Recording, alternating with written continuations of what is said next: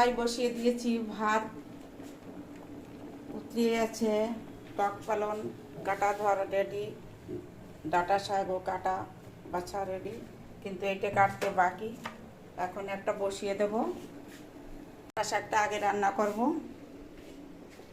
কারণ ডাঁটা শাক বসিয়ে তারপর আমি অন্য শাকটাও কাটতে পারবো, তাই।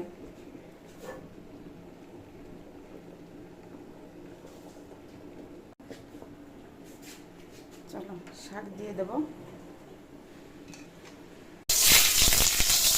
প্লেন শাক রান্না।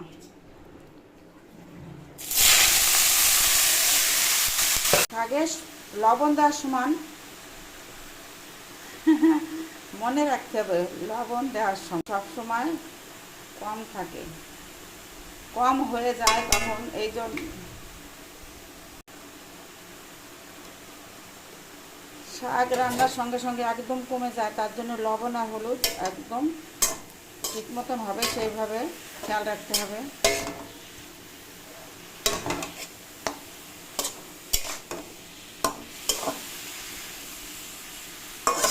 জল দিয়ে জলটা কমে যাবে একদম তখন।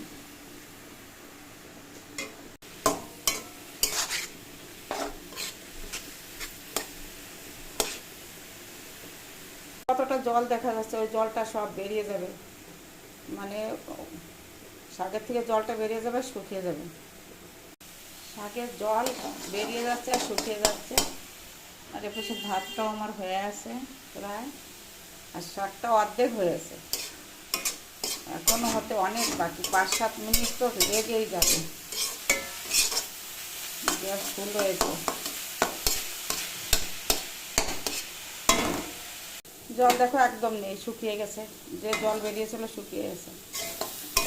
এরকম করে মিশিয়ে দেবো, ভালো করে নাড়তে হবে, ক্যামেরার কারণে দেখা এরকম হয়ে গেছে। এখন লঙ্কা দেবো, কাঁচা লঙ্কা দেবো, কাঁচা লঙ্কা দেবো, কারণ কি একটু বসিয়ে দেবে, আর রসুন ফসুন তো দেবো না, সিম্পল লাগবে। কত সুন্দর করে রসুন টসুন দিয়ে রান্না করতাম, কিন্তু আজকে নিরামিষের দিন, তাই এই সিম্পল রান্না করছি।